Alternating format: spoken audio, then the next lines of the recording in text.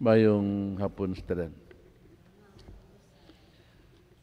Padayon ang ato nga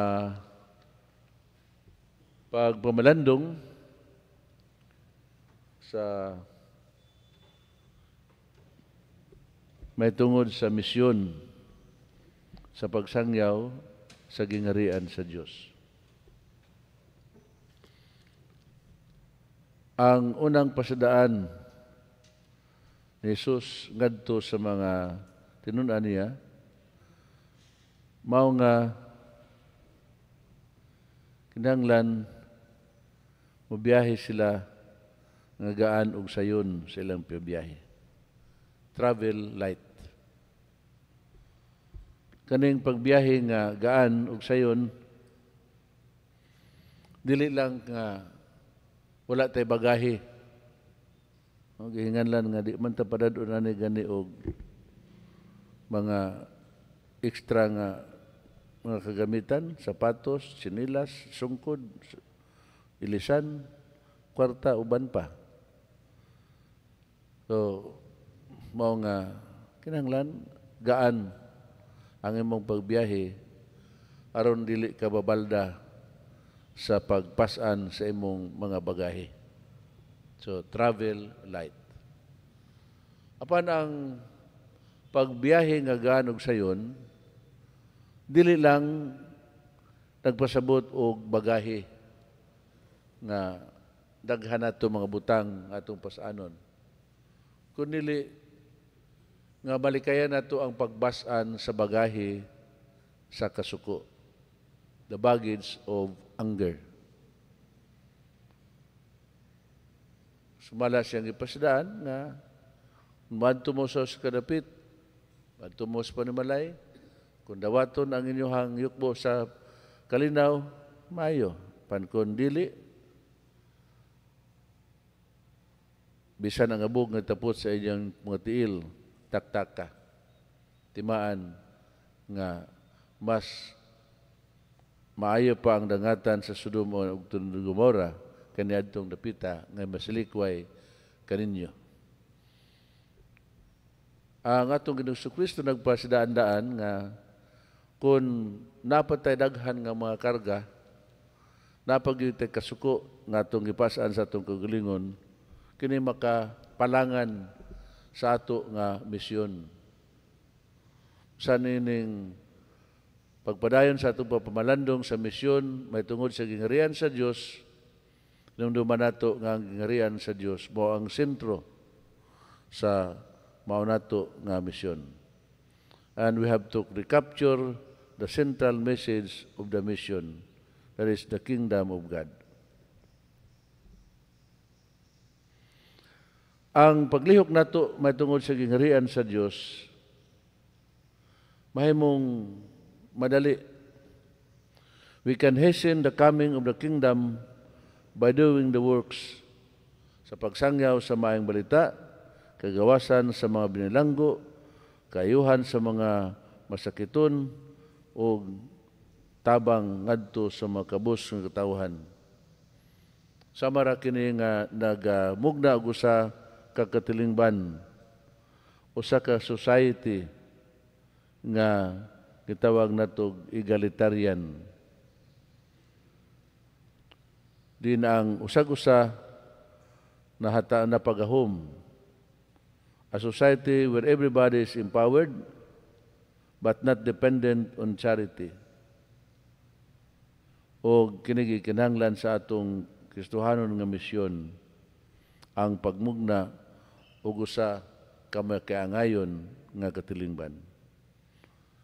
Essential to our Christian mission is the building of a just society.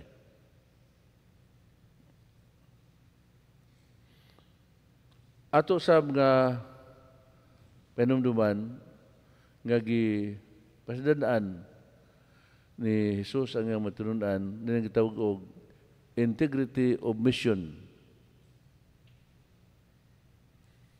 that we give generously. Nakadawat kita nga way bayad, basta hatag usab kita nga way pagpaabot og bayad. Mao nga si San Pedro, usa ka higayon niya na, usa ka bakol ang minuol kaniya, nangayo og limos. Apan mingon si Pedro, wala ako'y bulawan nga ikahatag sa lapi nga ikahatag kanimo. Bapan unsay ana kanako akong ikahatag kanimo.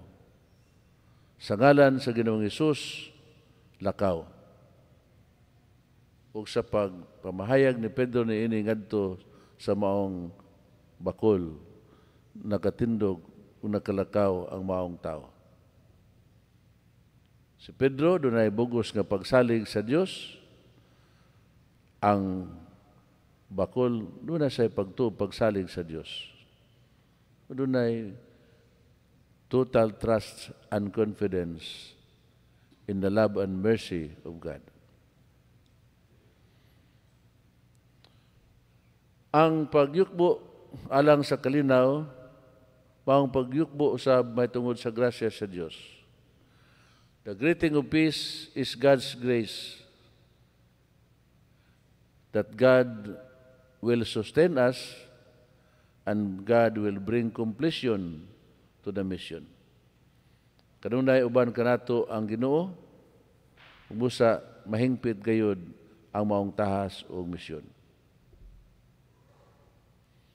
Ikatulo nga karon sa mga adlaw gihandom sa simbahan si Saint Benedict, usa ka Benedictine monk o usa ka influential nga figure sa 6th century, usa ka exorcist.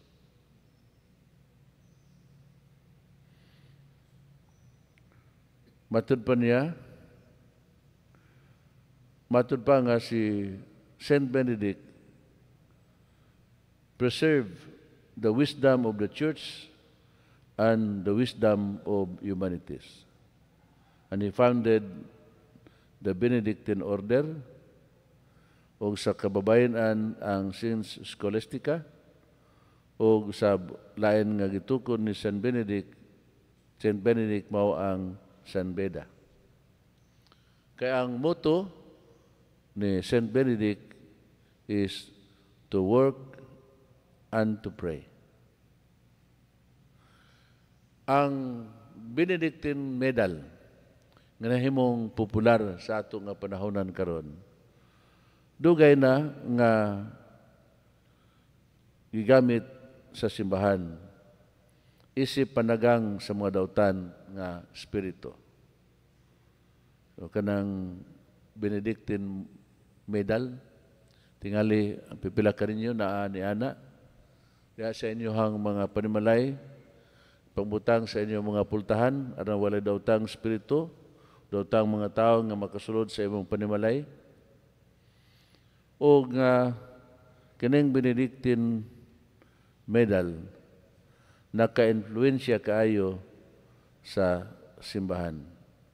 Nga gani si Pope Leo IX, samtang dili pa siya pari o dili pa usab siya Santo Papa, natambalan pinaagi niining Benedictine Medal. O si Saint Benedict ang una nga nagahimo niini, o si Pope Leo IX ang una usab nga nakasinati nga gipadayag nga pagkaayo gikan siyang balatian. Sa wala pa siya gani mahimong pari, obispo o Santo Papa. Apil sab nato sa pagampo ang Benedictine family, ang mga Benedictines sa lain-lain nato nga mga kasimbahanan sa tibuok kalibutan. Nining adlaw diin ang ilang founder nga si Saint Benedict gipasidunggan. Sa ngalan samahan sa Anak sa Espiritu Santo. Amen.